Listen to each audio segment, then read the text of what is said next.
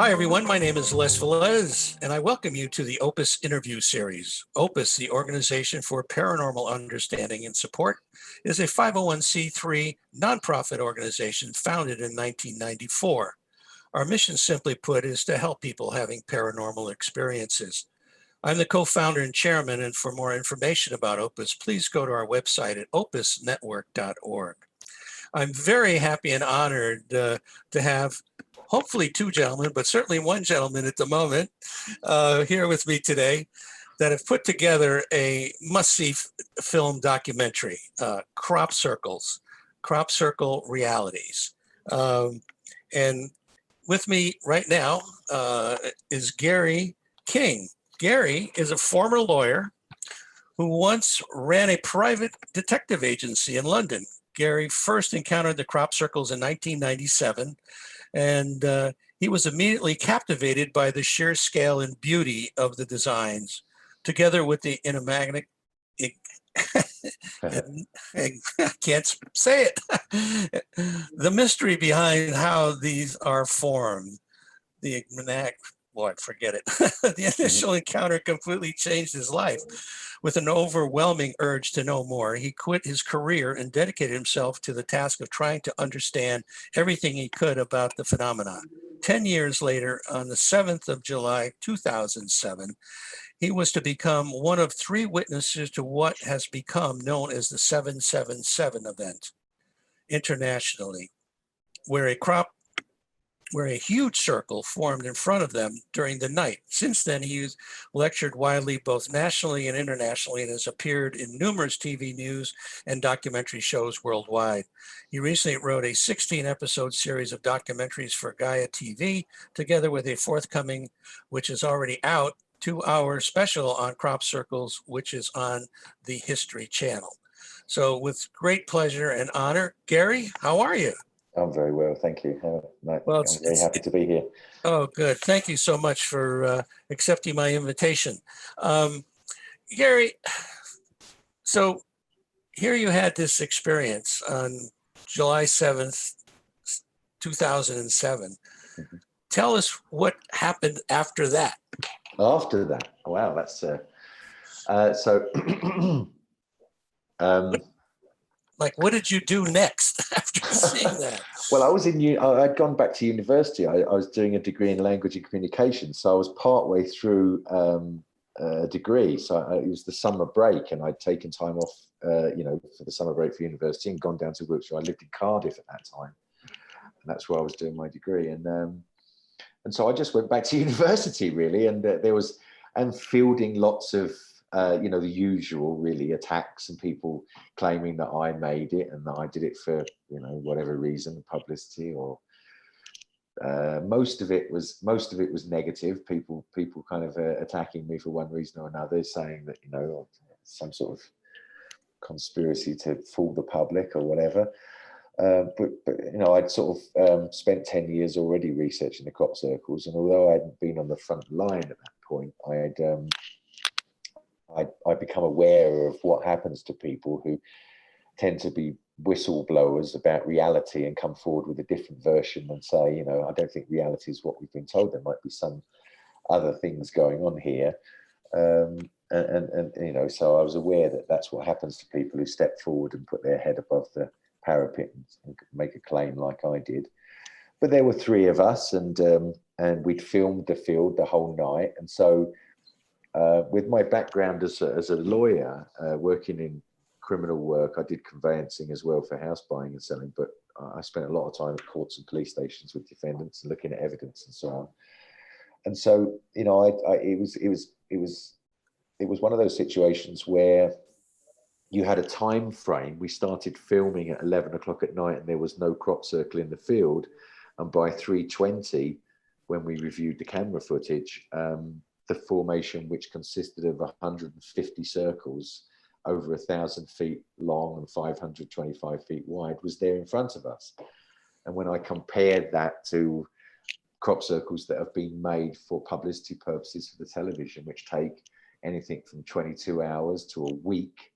Recently, Ashai Beer had one made, and it was a week. It took 40 engineers to make. then I asked a simple grounded question, which isn't paranormal in any way, like how can people make a crop circle like this size, without damaging the crop, in total darkness, with 3 witnesses sitting there who didn't see anything or hear anything? It's yeah, it's mind-boggling that you know, when you really delve into the crop circle, uh, uh, the what actually shows up in the crops versus one that is made by a human, if you will. It is so different. It is so different, and Yeah. you scratch your head over the fact that why do people persist upon still foisting these untruths on us, so to speak? Yeah, it's there's all sorts of speculations you can make about why they do that. It's one of the big questions. Why would somebody step forward to say, "Oh, we made that," and when they didn't? And so then you'll get people who say, "Oh, they're disinformation people that work for the government or whatever agency wants to cover this stuff up," but you can never prove any of that. But in my experience now over 25 years, I believe that they make claims which are completely extraordinary, to say that they make these things in the dark in 3 or 4 or 5 hours. But in the British summertime, there's about 5 hours of darkness, and when it's dark in the farmland, there's no street lights. It's dark, and so if I said to you, I want you to draw a complex 12-fold geometric shape on a piece of paper, and I'm going to switch the lights off in the room, and you mustn't make any mistakes, and use a rubber or eraser, and you'd have problems. And then to do that, over hundreds of feet in a field, boggles the mind. Oh, yeah, absolutely. Let's look at you mentioned something about categorizing crop circles. Talk a little bit about that. So I've established that there are 5 categories of crop circles. The predominant one is geometry. Obviously, a circle is a geometric figure, and obviously we've seen lots of other complex geometrical shapes. That forms what I would say would be the main number 1 category of crop circles.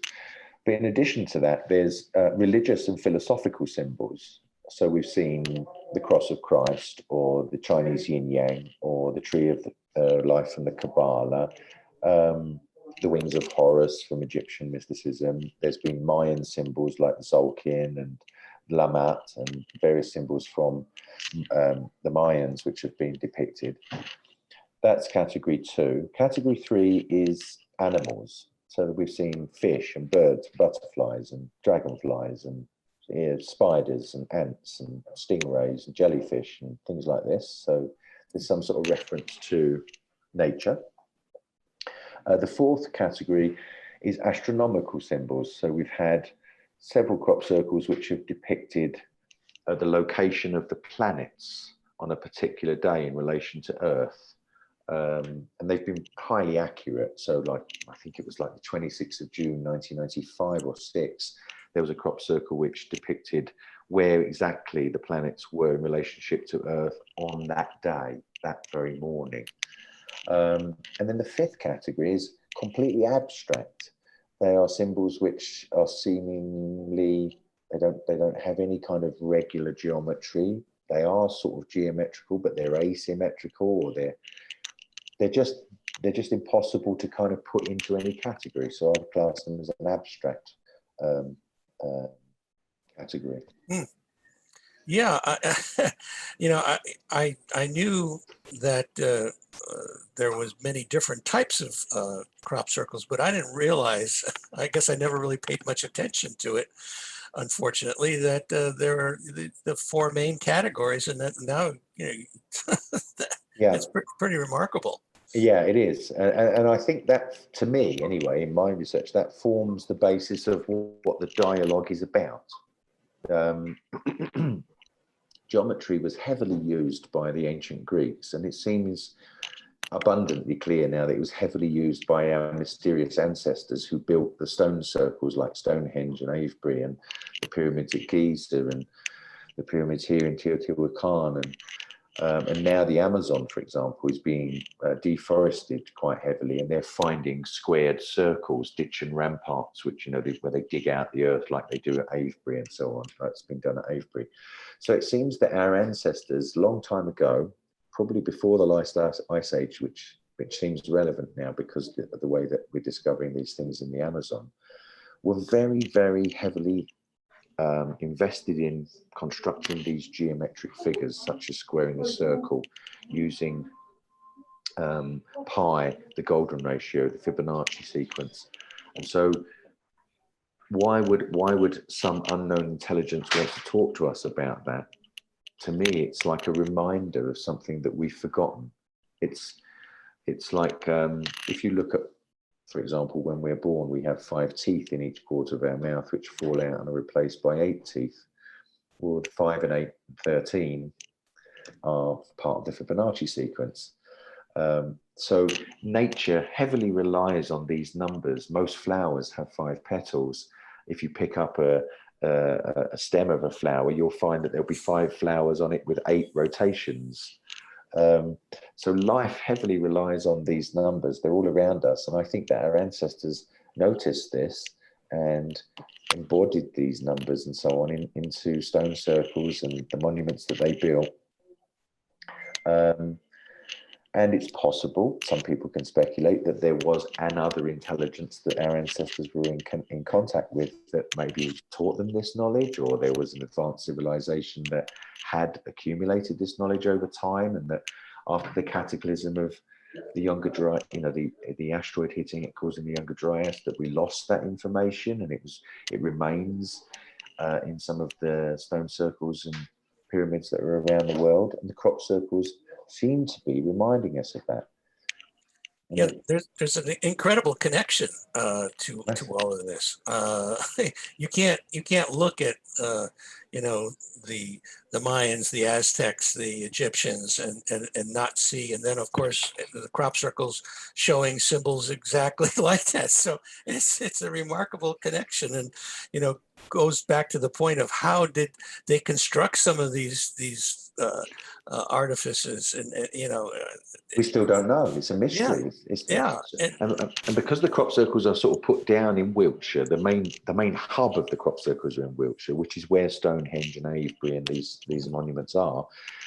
Again, it seems that our attention's being drawn. Do you remember this? You know, or look into this and try and remind yourself of this. That's how I see it. Yeah. You know, I got to tell you a little story with regard to that area. I had a friend that went over there a number of years ago, and he was with a group of like 25 people or something. And he thought that they weren't being, you know, as concerned about seeing something. And so he went off by himself. And sure enough, a short time later, you know, he asked to be shown something. And out behind this hill, these 3 objects rose up, these golden balls. And he put his binoculars on it.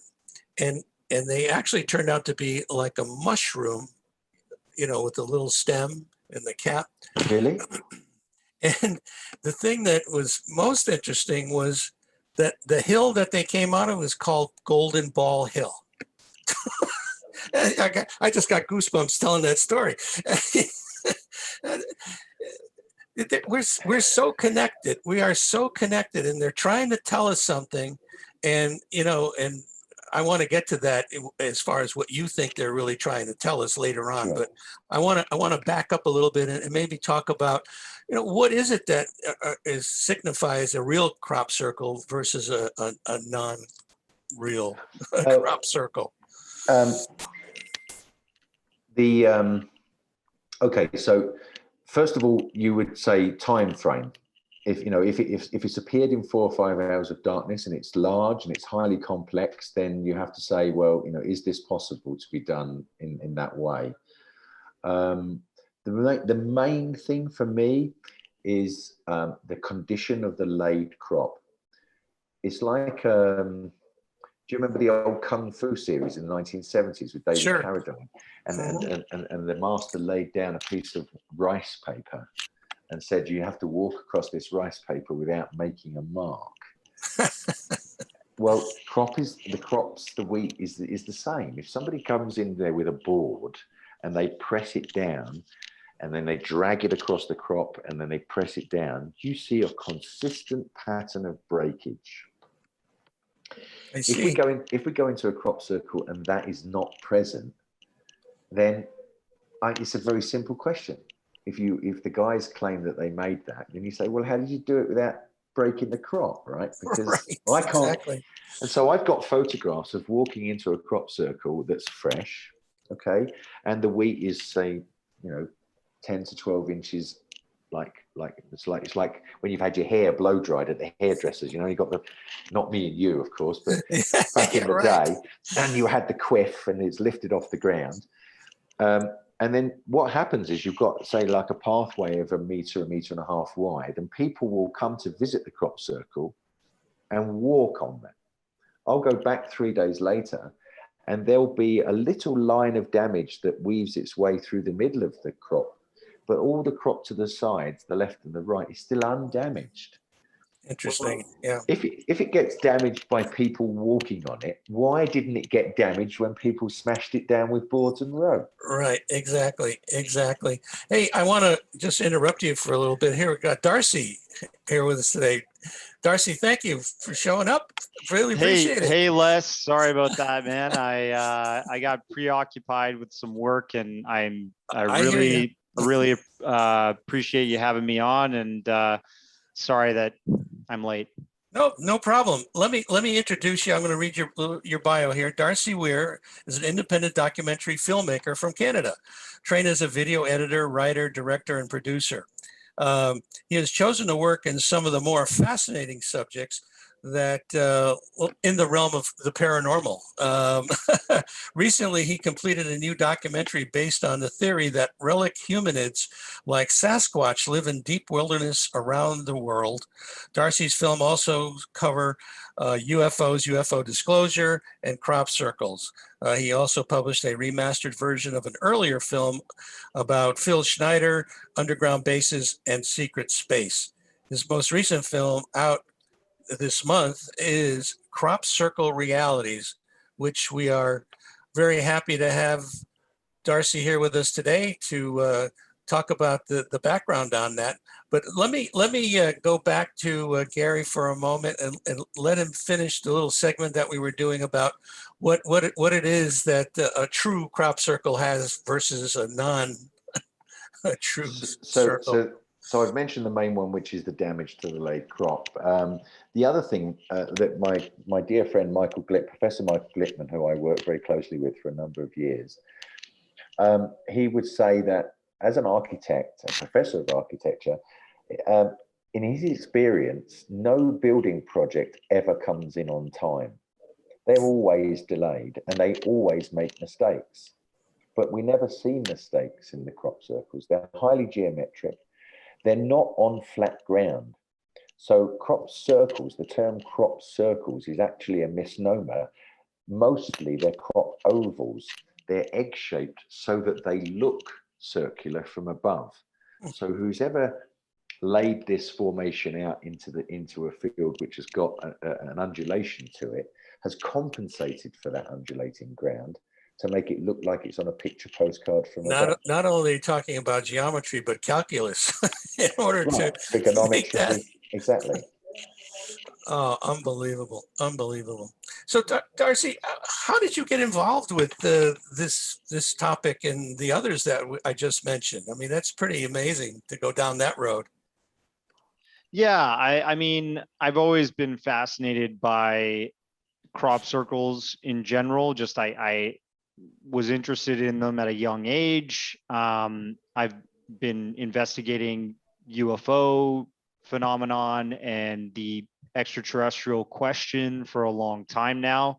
Well, in my life, probably not as long as you, Les, but I thought it was going to be really interesting to put together a documentary about crop circle research that has been done by Gary King and his cohort there, Jaime Maussan in Mexico.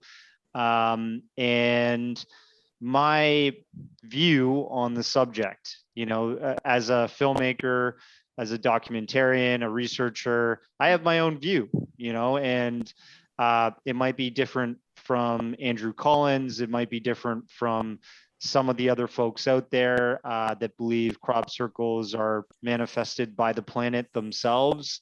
Mine is more ET centric. I still think that a lot of these messages are not coming from a human source or from a Gaia type source, but there is that theory out there. I haven't explored it enough to come to that conclusion, but I'm sure Gary has done, he's walked in over 900 different crop circles himself as they've manifested over the years. He's been investigating for over 20 years. And, by doing this sort of press for this new film, I've learned a lot more from him after the film has been produced about other aspects of the crop circle phenomenon that I actually didn't know before. And I'd love to make a follow-up film to this to cover some of the more interesting facts that people don't know enough about. And I think within the UFO community, crop circles still fall prey to debunking. There are many people that still think, even in the UFO community, that crop circles are not a real thing. And it's sad, because that means that the mainstream accusation that they're all man-made has succeeded. And Doug Bauer and Dave Chorley did a really extensive campaign that even Gary has found possibly that campaign was led by the UK government by funding and putting them in front of the right cameras and lights, that the press wanted to hear their story over the overarching story that was coming out of the UFO community itself. And that's a sad thing. And I wanted in this documentary to cover the more interesting UFO events or very anomalous events that have happened that prove that not all of it could be man-made. Some of them are man-made for sure. And Gary's already went over that with you, but there's all kinds of other elements to the crop circle phenomenon that people should look into. And that's why I wanted to make this doc. Well, thank you very much. We really appreciate the fact that work is being done like what you're doing, so that the word gets out, and it's backed up with facts. There's facts all over the place, and so it's so important to put that out. We're living in a very interesting time right now. I mean, you have this UAP task force that's out there now. That's supposedly going to put a report out in the end of June, talking about UFOs. And so what's the next thing? So part of that is the crop circles. And the other part of it is the abduction phenomena that's my organization is very much involved with that. Anyway, thank you for you guys putting this together. I appreciate it, and I'm sure there's a lot of people out there that feel the same way. Let me get back to Gary for a second here, and I know there's other factors that get involved with what differentiates a real circle from something else. Why don't you go on? I think there's about the crop itself that there's a difference. Yes, well, scientifically, we've done the. Which is a source of frustration a little bit for me, really, because the world says we pursue truth by science, and science was once explained to me as we use the phrase "it doesn't hold water." Well, a very good friend of mine who was a scientist said to me, if you hang a bag of water in the center of the room and that's your theory, then the idea of science is that you attack that theory from every angle. And the more it holds water, the more likely it is to be true. Doesn't mean it's true, but it's more likely to be true if it holds water.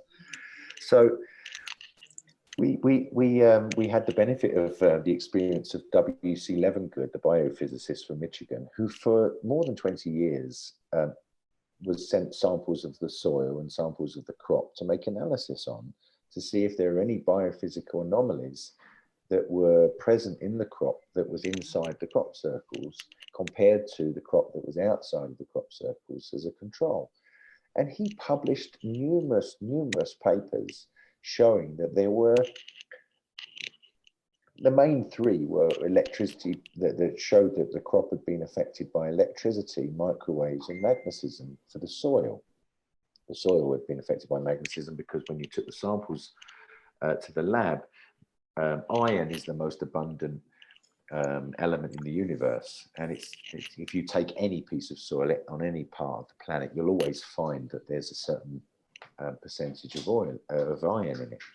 But what happens inside a crop circle is that the concentration of that iron is much more. So it's almost like there's a magnetic effect which sucks the iron out of the atmosphere into the soil at the time. It's like small little iron balls, I think, that are created, and they're saying that it takes like 6,000 degrees, 6,000 to 8,000 degrees Fahrenheit for those things to be able to form.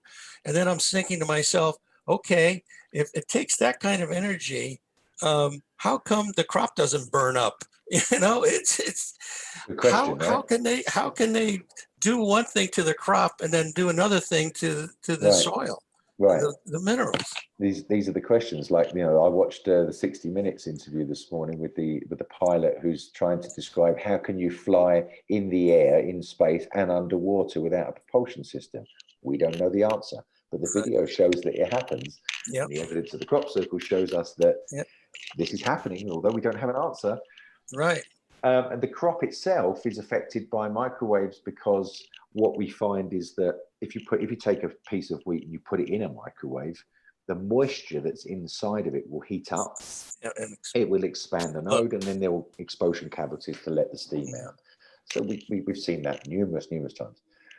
And electricity is, I understand, able to be detected because, just like us, if we have an electric shock and go onto an ECG machine, the cardiologist will be able to tell that we've had an electric shock because there's been an interruption in the respiratory rate.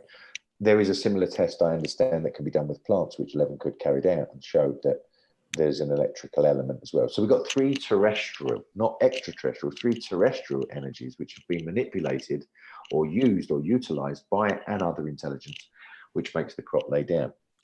But by far, if I could just finish, by far the most interesting thing for me that Levengood discovered, which is verifiable by anybody who wants to check, is that crop circles can appear at at different times during the maturation period of the crop.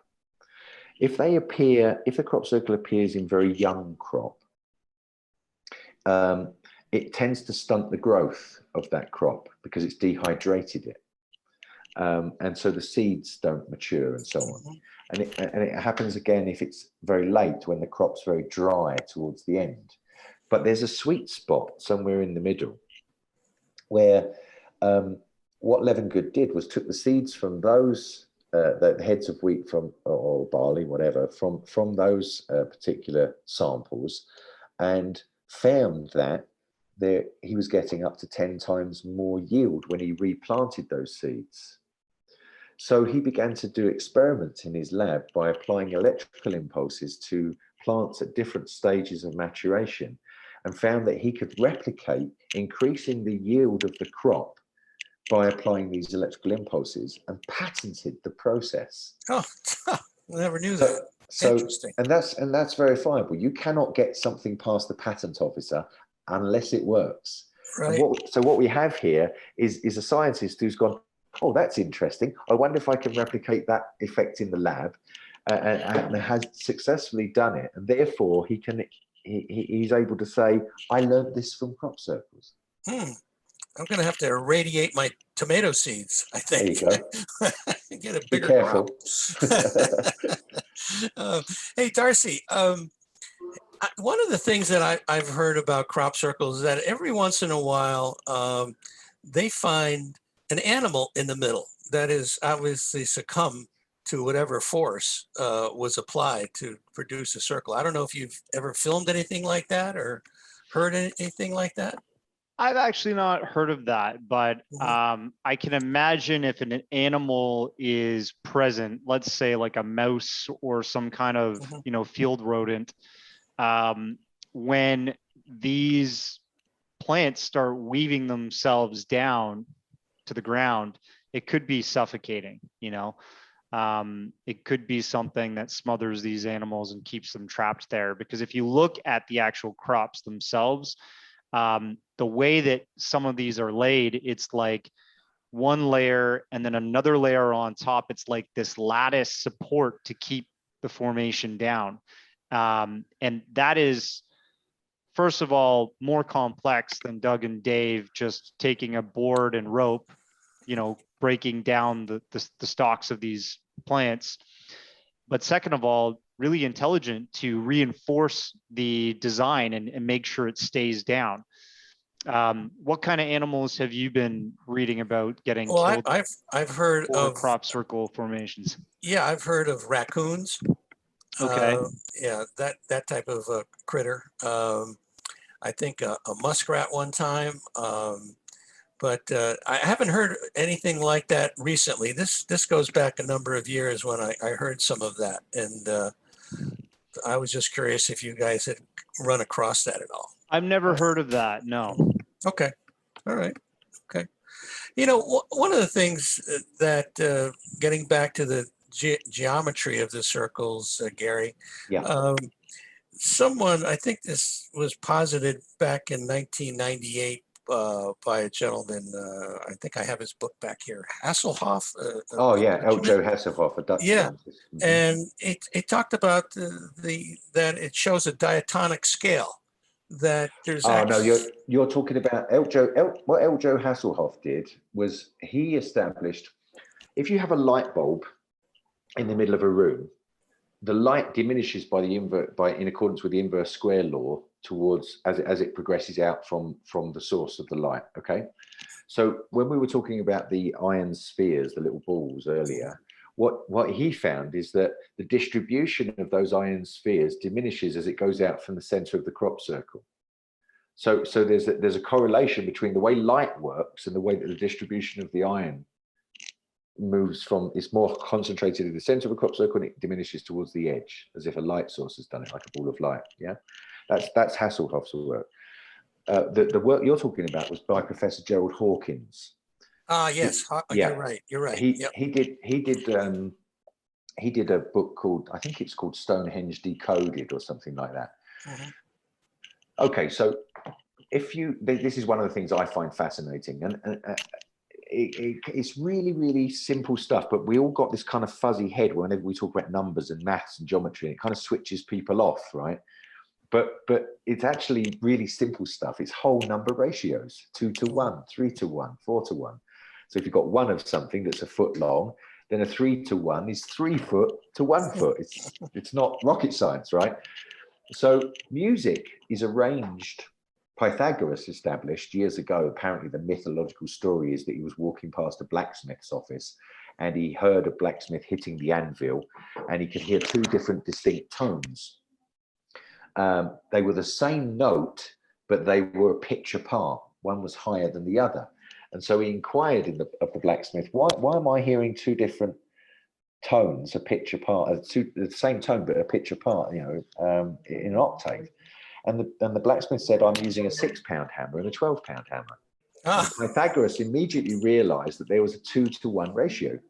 And there's a wonderful picture that people can find online where Pythagoras apparently went back to his studio and he filled bottles of water, fill one up completely, and then you half fill another one, you tap it with a spoon, and you're going to hear an octave. Same note, but different. Okay?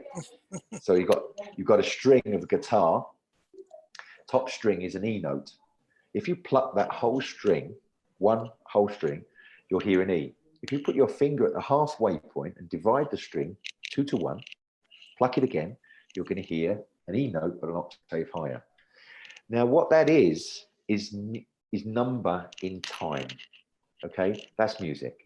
Geometry, if I draw a circle, and inside that circle, I draw a triangle, and inside that triangle, I draw another circle, then I've got a 2 to 1 ratio with the two circles. The circle in the center of the triangle will be exactly half the size of the circle on the outside. So the Gothic builders who built churches in the Middle Ages, they knew this. And that's why when you go into a church, the music sounds beautiful, because you'll find that the corridor, that I'm not sure the name of it, the aisle that goes up, walking up the aisle that goes to the altar will be 4 to 1 from the top. And the height of the building will have all these whole number ratios. The windows will be 2 to 1, 3 to 1, and so on. So what we see with our eyes that looks harmonious, looks perfect, speaks to our intuition because it just feels right, are these whole number ratios of geometry. And we hear the same in music. That's what Hawkins found was in crop circles. You know, what's interesting, I guess, at this crop circle symposium in 1998 in Glastonbury, this man by the name of Paul Vigay. Paul Vigay, yes. Vigay, okay. Yeah. He played what this particular circle, and the music was beautiful. Yeah. And if it on a fake, it doesn't work. It sounds like crap. See, and the people that built Roslin Chapel in Scotland and so on, they found that that's music now. A lot of the carvings that are in the building are the same things. You can turn them into music. Oh, isn't that amazing? Yeah. I mean, you know, it's a mystery within a mystery, and if you know, our ancestors knew how to move giant stone with music or sound. I mean, we lost it, folks. We lost it, exactly. Now we've got cranes. Yeah. So Gary, you know, I'm really excited about the fact that you want to do another one and bring out some more details. Can you tell the audience any particular ones that you're thinking of? Oh, there's so many. It's like I really love the Crooked Soli formation. Are you familiar with that one from 2002? No, I'm not. It's a mitochondrial DNA. It was only there. We were lucky to get a photograph of it because it was harvested the day after it appeared, or the day it appeared, the morning it appeared. And it was just lucky that Steve Alexander was flying in the area doing the sortie that day and saw it. But it's wonderful. Alan Brown and John Michel, the late John Michel, wrote a book on it, which anybody can find. I think actually it's quite expensive to buy now because it's out of print. But it's a wonderful, wonderful book, and details just this crop circle because it's full of number and geometry and symbology. So I'd love to cover that one. I've done various shows for it with Gaia, and I did stuff with I've done stuff with Mexican TV here, but it would be lovely to do it with Darcy. I was going to say, Darcy, you alluded to a couple of things that you definitely want to look into. Can you mention Elaborate? those? Yeah, elaborate a little bit. Sure. So right now I'm working on a documentary series with Richard Dolan. We're covering some things regarding secret space. You know, I feel like this is a subject that is full of misinformation, disinformation. It's kind of sad because space is such an interesting frontier, and we should have a more accurate depiction of what's been happening out there that's been hidden from the public, and the UFO events that have occurred over history that are serious. You know, we have a lot of folks that come to this research field, civilians that believe that, you know, there's these like blue colored bird people that are interfacing with the planet, and, you know, all this other hoo-ha mumbo jumbo. And the problem is that people are excited about these ideas, but there's absolutely no proof to actually hold up to light. And I try in my documentaries to bring as many facts to the table as possible. And some of that is surrounded with speculation for sure. But unfortunately, there's just tons of speculation in this field. And if I were to work again with Gary on the crop circles, I'd like to go to England with him and walk through a formation that's just been recently found and really, you know, get my hands dirty and maybe not camp. I'm not a huge camper, but you know, just be on the ground, boots on the ground. And I find some of the amazing drone footage that he's accumulated over the years while recording these from above is just miraculous. Like it's amazing some of the stuff he's collected. And I think there's not as many researchers out there that have done the work he's done. So getting some boots on the ground, speaking with some other folks over there that he's involved with and done some really good research with, you know, really taking the lid off of this case and also presenting a bit more of the debunking that's happened over the years. You know, I feel like I've been trying to incorporate some of that in my documentaries, like the debunkery, both in the UFO phenomenon and crop circles, even in cryptid phenomenon, you know, the whole Bigfoot Sasquatch question. There's a lot of debunking that's happened there. And some of it's just completely unjust. It's literally something that's been made up to explain everything away. And there's so much of that present in the crop circle phenomenon. And it's so fascinating that that hasn't been fully covered via documentary. So Gary's produced a bunch of stuff on Gaia in Spanish. He's also produced a whole bunch of stuff recently for the History Channel in Spanish, and he writes it in English. So it's like it's ready to go. You know, we just have to sit down and put our time together. And I know that there's some really interesting stories there that could be ready to go for folks that are already following this stuff and want to know more. Oh, that's fantastic. And by the way, I do have a picture of Sasquatch I want to show you guys. Hold on.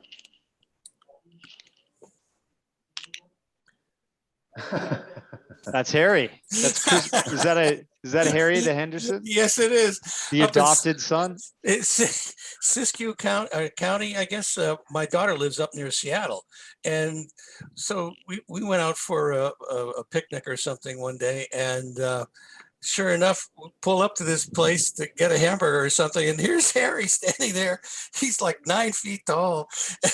So yeah. So my granddaughter decided to put this on my phone. Okay. Well, you know, that's perfect.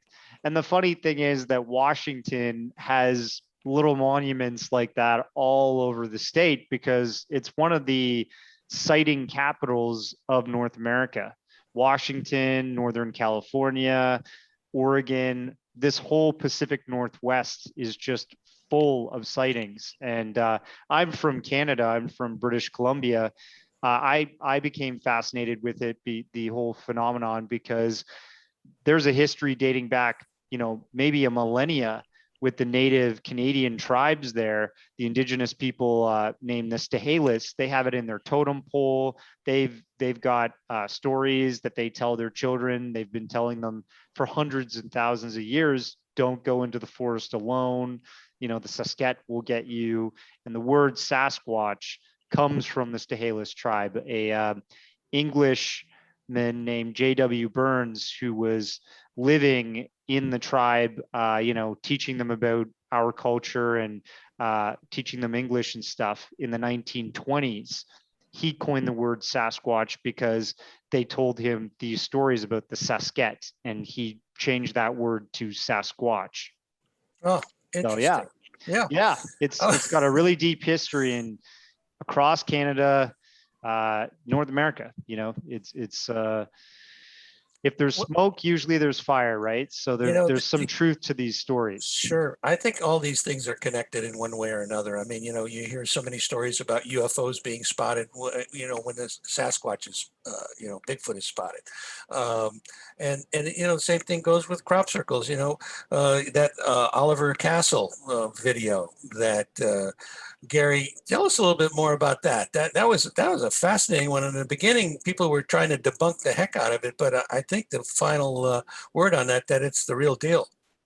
Oh, there's still people who are claiming it's a fake, but I just urge anybody to listen to both sides of any argument rather than go onto one side of an argument.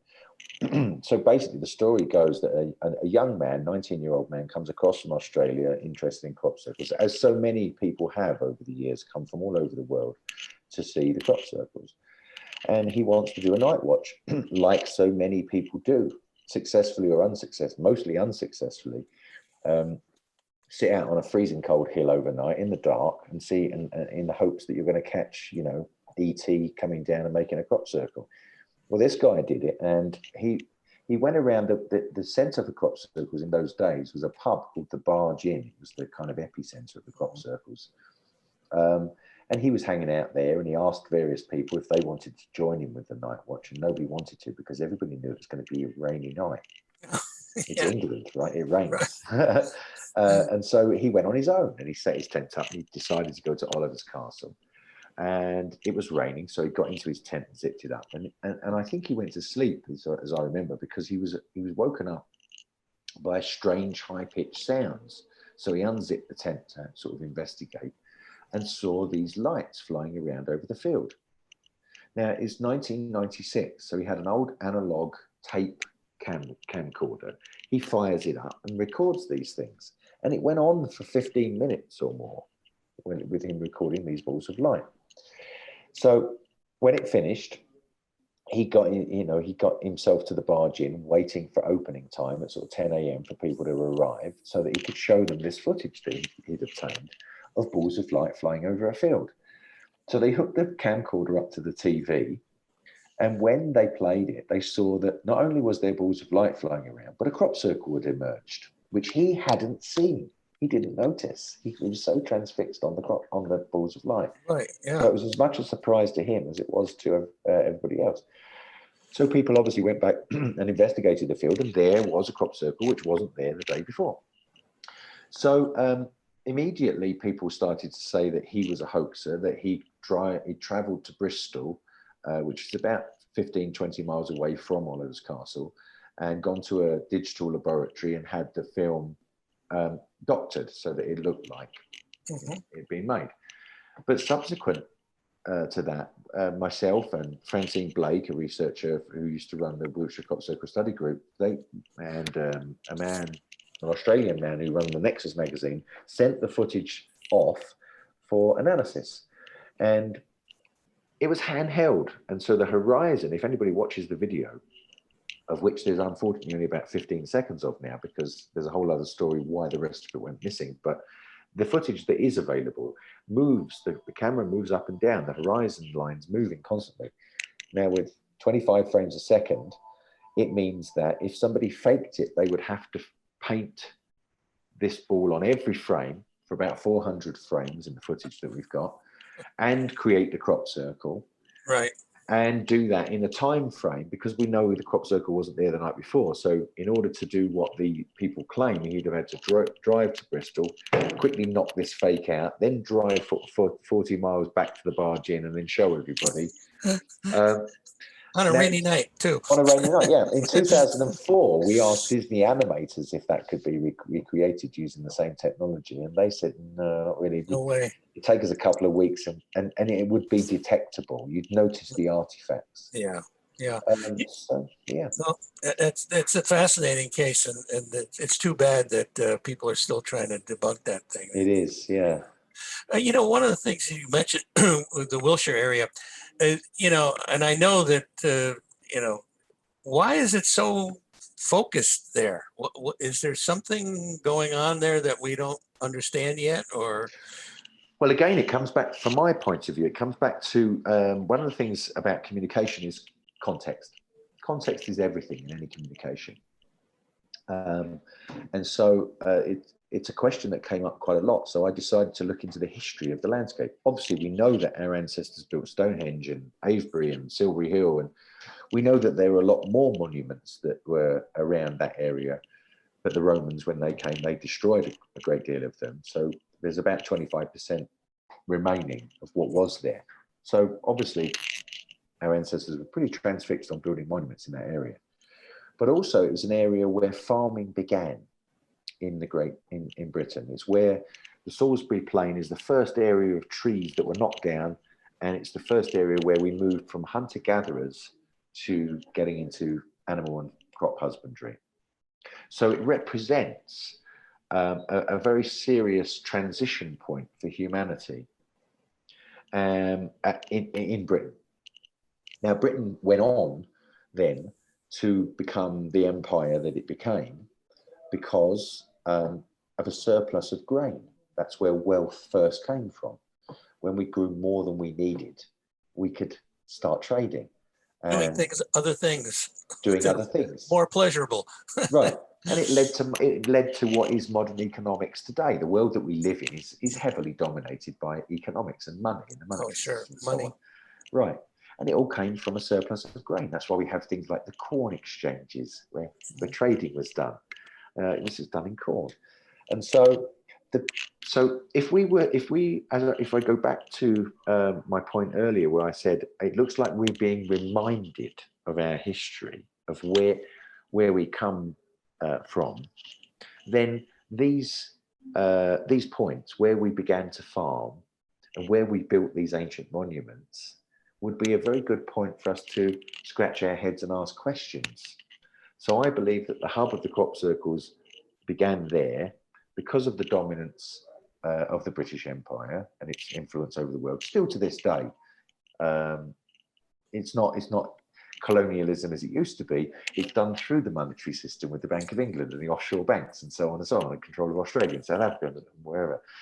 I think it's context. I think that's why it's in Wiltshire. It's interesting. Darcy, have you done any work in Russia or China as far as crop circles are concerned? I'm sure that we're not only dealing with Wiltshire crop circles, but there's supposedly crop circles all around the world. Yeah, it's a little bit harder to do research on crop circles in China, just how locked down their communication about things like that are with the rest of the world. We do feature a crop circle that showed up in China at the starting of the documentary. They've happened across Europe, Germany, France. At the end of the documentary, we cover one that showed up in Sweden. So it's not isolated to Wiltshire, but like Gary said, it's context. I think there's also the message of continuity. If you're going to be starting a communication with somebody, like I decide to text Les, I'm going to choose that one medium of communication so I don't confuse them. So I know that there's a history, a continuity. And so the message gets stronger and stronger if we want to keep up this dialogue between each other.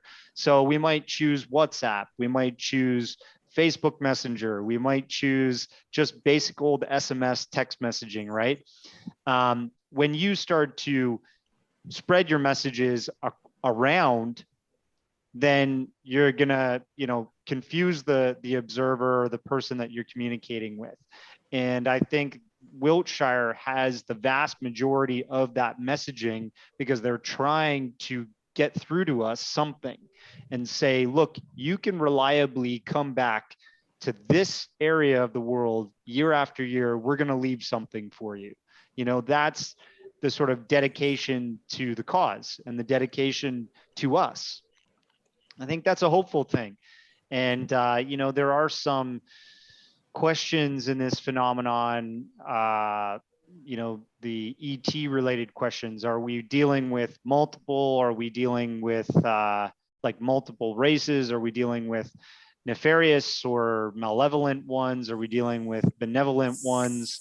And I think the crop circle messaging is a completely benevolent thing. It's super peaceful. It's a circumvention of the communication that they can't have with us if, let's say, the militaries of the world are saying you're not welcome.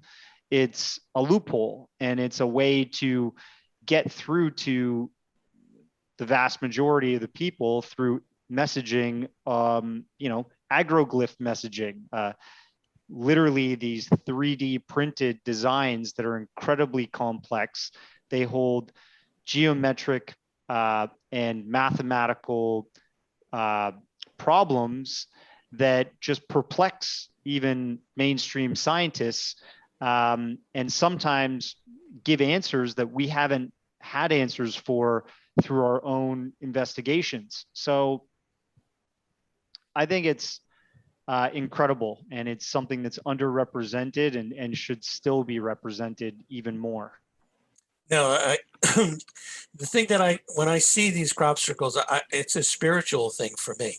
I think it becomes a very spiritual, it's bringing us down to the one basic thing. You look at this circle and you get a feeling that comes out of it right away. And I think I've heard that expressed by a number of people. And it's ultimately what's the message? The message is that we're not alone. I think I'd go a little bit further than that. There's actually spiritual to me is metaphysical, right? It's what isn't material. And so if you look at the geometry, what's really fascinating about the crop circle, which sadly most people don't look at, is the hidden or implicit geometry that's inside. So let's say, for example, if you look into the history of Islamic patterns, I've done some courses online with some specialists. You have to draw a very complex geometric figure so that you have the reference points to be able to then mark out the pattern that you want, and then you rub out the pattern that you constructed in the first place, okay? Well, if you look at, say, for example, Professor Keith Critchlow's The Geometry of Flowers, this is in nature. You'll see there's hidden geometry, what we don't see, that's behind what we do see as a flower. So it's telling us there's a metaphysical reality that's unseen, that's in us, that's in nature. And then that asks the question, what's the meaning of life? Are we supposed to be here so that we can sell each other stuff? No, please, no. And the other thing too, you brought up spirituality. I mean, Gary will say that one of the main messages that we constantly get in these agroglyphs is spiritual symbols, right? To reflect our own spirituality back to us, to sort of remind us, this is where you came from, these were your values, this is where you started on your spiritual sort of journey. It's all there. They show, crosses and yin yang symbols and all kinds of things in their designs. Yeah, I'm definitely not talking religion. No. But nevertheless, it's a spiritual thing that tells your soul that, hey, we need to be better to our planet. We need to be better to our fellow man. We need to, understand that love is the answer and not fear. And it's just it's there. And if you go on the personal journey, like I have over the last 25 years, it's changed my life completely. My own journey, which has opened my eyes to the fact that life isn't just this random accident that scientists will have us believe. There's a reason and there's a purpose behind it. I don't know the answers to it, but I feel the connection and the reason I've been brought through this journey has transformed my life personally with all the inquiries. And so that's been very deeply spiritual for me. Yeah, for me, and I mentioned this before Darcy came on, that when I was 11 years old, I saw a UFO and it scared the hell out of me. And it started me down this path of researching UFOs, you know, and in 1994, I started a nonprofit organization to help people having paranormal experiences. But during that process, working with these people that have had abduction scenarios and the stories that they tell about what has happened to them, a lot of them were very positive, some of them were negative. But the bottom line is that it was a process that these people went through, a spiritual journey, and at the other end of it, their whole worldview changed. And that's what we're in the process right now. I think more and more people are understanding that we are not alone. And what does that really mean? And this is a wonderful way for the unknown other, I'll call it, okay, that is giving us these signals and waking our spirit up, and saying, hey guys, there's more to this life than you're going through at the moment.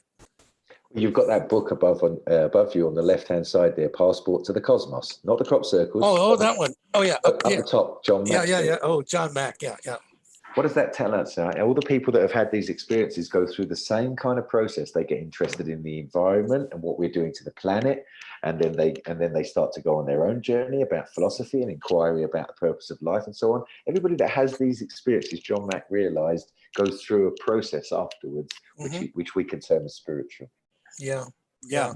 It's kind of like when people become an experiencer, or a contactee, they're literally having their whole world put in front of them, and they can reanalyze what they are and what they're doing. Yeah. And John Mack was incredible. It's too bad we lost him so early. Oh, yeah. And I actually did a documentary on abductions. It's called Being Taken. And it's probably one of the best historical accounts from the beginning to end on the abduction phenomenon. And I'm actually re-releasing that at the end of June. We're adding some content, just fixing it up, and it'll be on all the streaming platforms. But now that I hear that you have had some experiences yourself, I'll definitely reach out and send you that to view yourself. We featured John Mack. Sure. We interview Travis Walton, Kathleen Marden. We cover the Betty and Barney Hill case. We Stanton Friedman, his very last interview he did before he passed, which really sucked. We sat down with him for a number of hours to discuss the whole abduction phenomenon, because here's a nuclear physicist, my bad, a nuclear physicist that took an interest in the Roswell crash of 1947, but that sort of impacted his life in the 1970s, and he started to then turn his attention to the rest of the phenomenon, which includes abduction. And abduction is something that people still snicker at, still turn their eyes away from, and believe that it's just the craziest of the bunch that are reporting it. But it's actually some of the sanest people that have reported these incidents happen to them, and they don't want to talk about it. Travis Walton was not asleep in his bed when this happened. 4 other tree fellers in the middle of Snowflake, Arizona, in a mountainside forest, saw him get out of the car and get zapped by a UFO, and they drove off thinking he was dead. Everybody was completely lucid. No one was lying. Everybody passed their lie detector tests, And so in this documentary, we basically cover all of the debunker theories on abductions. And we also cover all of the mainstream psychological theories that are presented to account for abduction. And then we cover the most credible abduction cases out of the bunch. And obviously, whenever you have something like this, even crop circles, there's some bad apples in the bunch that come forward and they want to attract attention to themselves and they try to ruin the party for everybody. So Sure. we cover some of the things about abduction that probably aren't real, but that's an important documentary for me. I always wanted to cover the abduction phenomenon, and I think Dr. John Mack's work is just incredible. It's too bad that we don't have more people like that representing this phenomenon in the mainstream. And I think that's also why this phenomenon has fallen by the wayside. Everybody's focusing on the UFOs right now in the media. But what have those UFOs been doing throughout history, time after time, when they visit the planet? Have they ever landed? Have they ever, met with people and the occupants gotten off the craft? That's a story that's not being covered in mainstream right now. Yeah, it's only the USS Nimitz, the pyramid UFOs over the destroyers, like military involvement. This is what's happening. They're heavily decontextualized pictures, though, aren't they? Don't you think these images they're showing, it's green with a little light, like you couldn't decontextualize these images anymore, really, to make them kind of. Yeah, I mean I think the important thing that they are doing there is they're showing this is being captured by state-of-the-art technology, like technology that's not visible to the human eye. So either infrared or far light, ultraviolet technology, because our eyes just don't have that visual spectrum available. So that's cool, because then we're verifying, okay, there is something in our airspace that maybe the human eye can't perceive, but our state-of-the-art military aircraft are able to perceive it, or cameras from our personnel that are shining this up to the sky from destroyers are able to see it.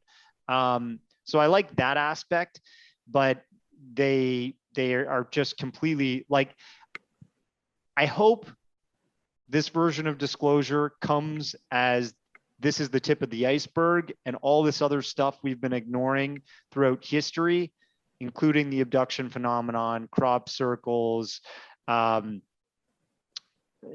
secret space, underground bases, you name it. Like all this stuff needs to be sort of brought to the forefront to a certain degree. And contact, like people believe that contact may come after this disclosure fully unfolds. But the truth is, there's a very long history of contact.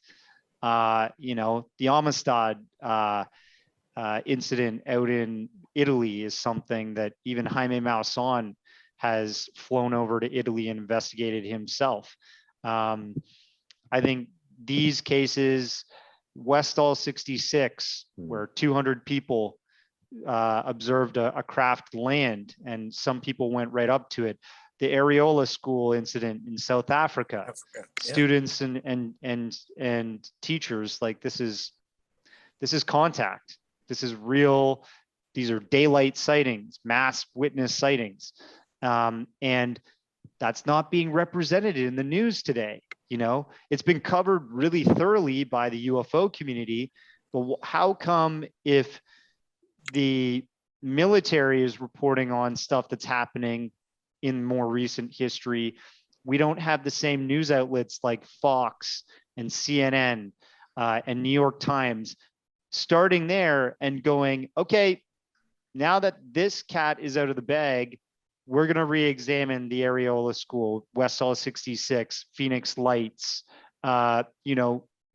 everything, crop circles, but they're not. They're kind of playing this very safe party line that is military focused, and that is what scares me. It's a desensitization process that's going on right now. What we're seeing is that little by little, more and more is coming out, and I'm hopeful. I'm very hopeful that once the total cat is out of the bag as far as UFOs are concerned, that they have to look at the abduction scenario and you know, who's driving these things, you know? And in some cases, it's the abductees from a number of the stories that I've gotten. Matter of fact, getting back to Stanton Freeman, when I moved out to California, this is 1985, I picked up the San Jose Mercury News, and Stanton Freeman was going to talk at San Jose City College about UFOs and the government cover-up. So I went there expecting to see a handful of people, and the auditorium was packed, and he did his own inimitable presentation, you know, showing all this redacted information that he had gotten from the government. And that really got me going again, because when I was 11 years old, you know, life got in the way in between there, and I kind of forgot about it. But boy, that certainly got me back into it. And of course, MUFON had a informational table in the foyer, and I became a field investigator. And most of the cases that I got involved with were abduction type cases. And then the next thing they know, you know, that people are asking me, do I know of other people having these experiences? And I said, yes, I do. So I started to facilitate a support group. Well, long story short, 1994, I co-founded the OPUS, the Organization for Paranormal Understanding and Support, with a doctor friend of mine to help these people. And what we've done is we've set up medical people, mental health practitioners, hypnotherapists, and now we have an online support group that has people from all around the world talking 24/7 in a confidential, neutral, non-judgmental way. And so there's a definite need for that. And so, Darcy, I hope that, yeah, I want to see that taken. I definitely want to see that in the next version of it, for sure. For sure. Being taken. I need to get going, Les. I actually have to jump on another call. I'm really sorry. Okay, guys, no. It's been great chatting with you today. But if people want to check out some more of my work, they can go to www.occultjourneys.com. My film posters are there. They can click through that poster, and it goes to a link where they can stream the film. Trailers, descriptions, everything. They'll learn about what they're about to get into. Good to see you again, Gary. Yep. Sorry I was late. Take care, guys. Thank you. Thank you very much, Darcy. Take care. Gary, thank you so much. Really appreciate it, you know, for being on the show today. And I thank our listeners. Once again, we're a nonprofit. We depend on donations, so we greatly appreciate that you go to our site, opusnetwork.org, and donate. Hit the donate button and subscribe button on YouTube here. So, Gary, tell the people where they can get information on you or whatever you want to put out there. Okay, so I run a Facebook page and a YouTube channel, both called Against the Grain. Oh, great. So you can go on there and you can view films I've made over the years, drone footage of crop circles or geometric analysis and so on. And on the Facebook page, there's a bunch of people, other researchers as well, who all contribute with various articles and geometric analysis and so on. And I produce content for Mexican TV. It's in Spanish for those Spanish speakers, but I also translate the shows that we do here in Spanish into English. So if you go on to Mausan TV English, you'll find a bunch of UFO related content and also crop circle content, which I've translated from Spanish to English. Oh, that's fantastic. You know, I really appreciated you being here today, and it was fascinating. I would love to have you back because I think there's more to be said about this topic. So we'll catch up again, and have yourself a wonderful rest of the day, and hasta luego, amigo. Hasta luego. Muchas gracias. Bye-bye. Bye-bye.